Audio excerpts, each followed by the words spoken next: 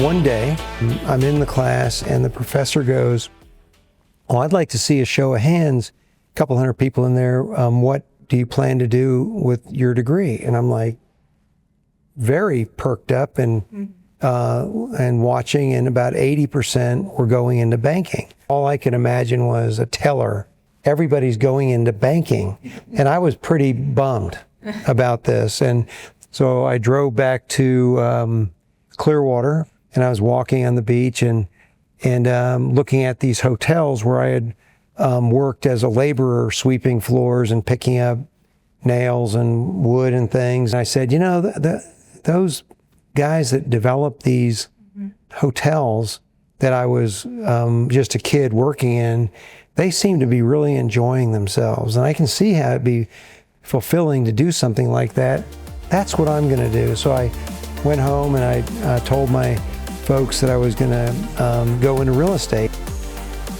I needed to make a presentation with the mayor in front of the media. So I wanted this 7-foot tall foam core board and a big mural of the building. And my architects were in Atlanta and they were going to make it for me. And I'm driving to Atlanta and they called me up and they said, "What do you want to call the building?" I said, "What?"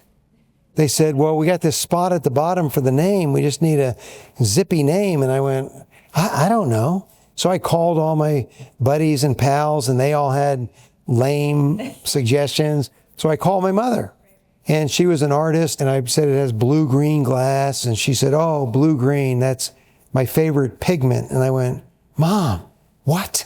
She goes, "My favorite pigment is Viridian and it's a blue-green and I use it in my paintings." And I said, "How do you spell that?"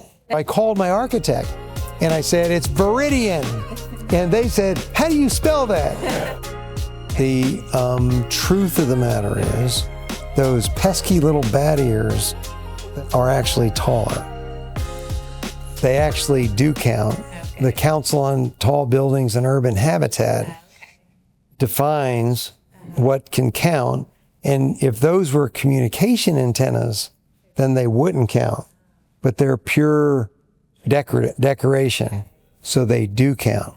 And so this building was supposed to be 60 stories, but my investor didn't think Nashville was ready for 60 stories and offered to finance this building if I would take 15 stories off of it.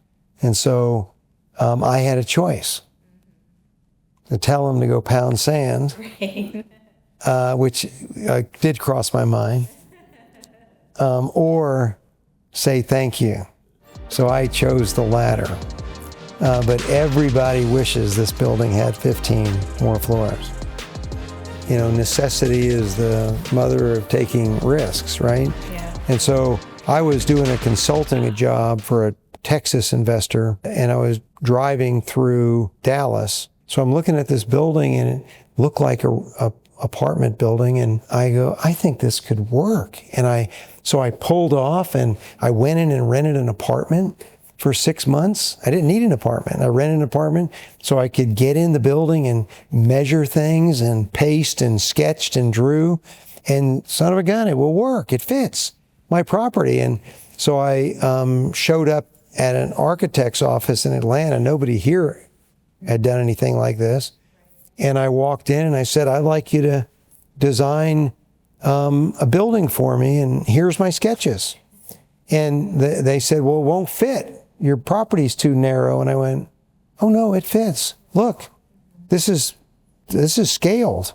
I mean, this fits." He goes, "No, it won't fit." And I'm like, "Buddy, I already know it'll fit. Will you design this for me?" And sure enough, we built it. I see things completed. That's my blessing and my curse. So I look at a piece of property and I can see the completed building.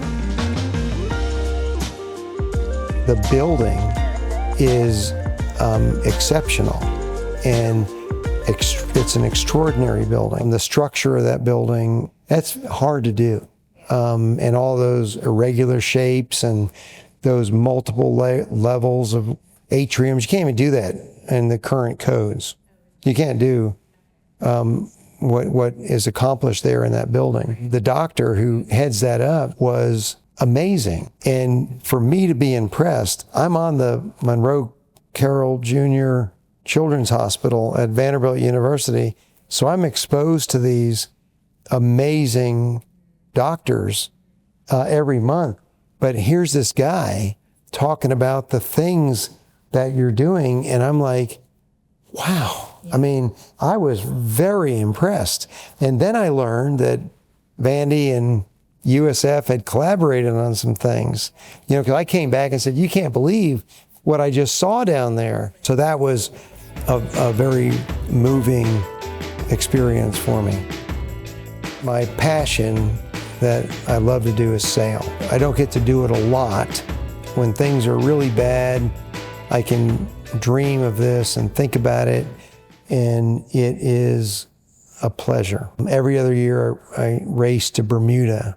So I like the open ocean. I like the challenge of it, and it's 636 miles of ocean, but I love it.